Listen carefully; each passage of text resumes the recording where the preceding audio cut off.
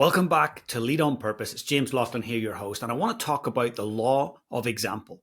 How many times do you see leaders telling others what to do, but they do the exact opposite? Now, we have a new government here in New Zealand, and I know a lot of people are looking towards them and going, will they walk the walk? Are they walking their talk?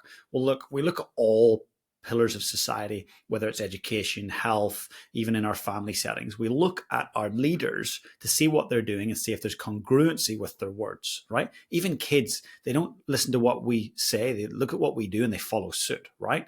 The law of example states that leadership cascades from the summit. That's right, leadership cascades from the summit. It's a top-down thing. Leadership starts at the top and filters down. Now, how do we apply that? Well, here's a great example.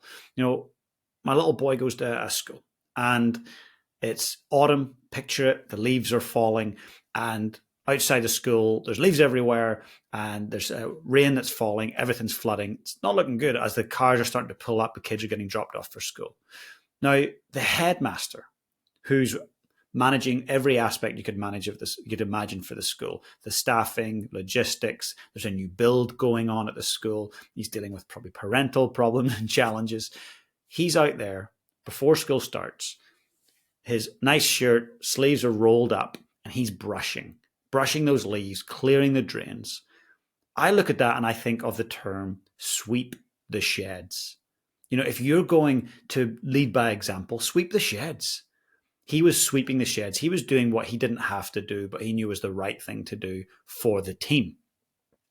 The All Blacks, which is New Zealand's national rugby team, for those that are not from New Zealand, they're world class. One of the most winningest, yes, that's a word, I think, winningest teams of all time. When they go abroad, often what they do is they bring black bin liners with them and some brooms. They brush up all of the dirt and the beer bottles and put them into the bags of these away games. So when the janitor comes to clean up, everything has been swept and looked after. That's sweeping the sheds. That's leadership. That's doing what you don't have to do. It's going above and beyond. It's getting down to a level and going, most leaders would say they're above that thing. I'm going to do that thing. And I'm not going to comment on it. I'm not going to ask for it.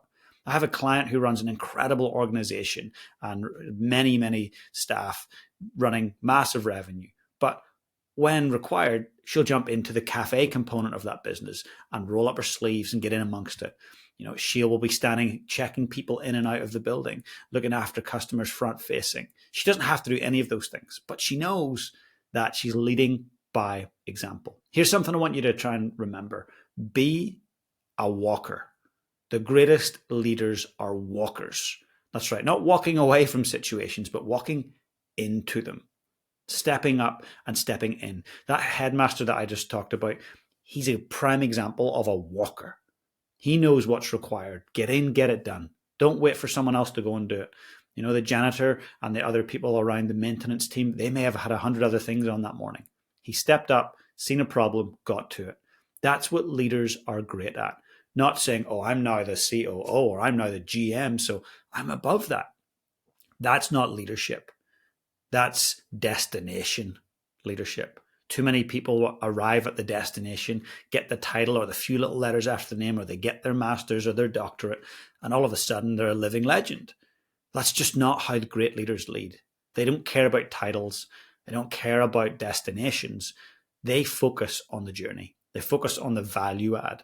So if you're thinking about you and what you do, are you leading by example? I want you to look at what you do professionally. Are you truly a walker? Are you going above and beyond? Are you getting in amongst it and doing the things you don't really have to do, but you're doing them anyway? To me, that's where the gold is. That's where the congruency is. That's where the upbringing exists. How did your parents or your caregivers raise you? That's, if they raised you with great values, you start to shine them through. If they raised you with terrible values and didn't look after you, this is where you say, hey, I'm going to break that cycle. I'm going to be the one that changes the cycle. But, your values should come through in your leadership. And if speaking poorly to others is how you operate, then, you're not a walker. I sometimes see leaders in social settings, they don't see that I'm there. And I see how they operate and connect with service staff in the hospitality industry, my God, sometimes it's so incredible. And you can see that they're genuinely just beautiful humans.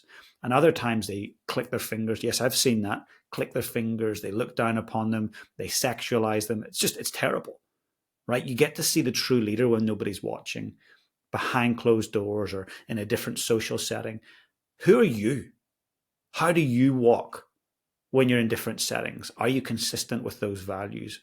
I imagine if you're watching this and you're taking notes and you listen to Lead on Purpose, that you are a leader who leads with intention. After all, that's what on purpose means, right? It's to lead intentionally. But what could you do to be 1% better? How could you be more congruent as a leader and walk the walk? Remember, leadership cascades from the summit. That's the law of example. You break the law of example, well, then it sets an example for others. The standard you walk past is the standard you get to accept. What are those standards? What do you stand for? And what do you not stand for? I really hope that this short session has served you. We've got another incredible guest coming up soon, so please stay tuned. But for now, please get out there and lead your life on purpose.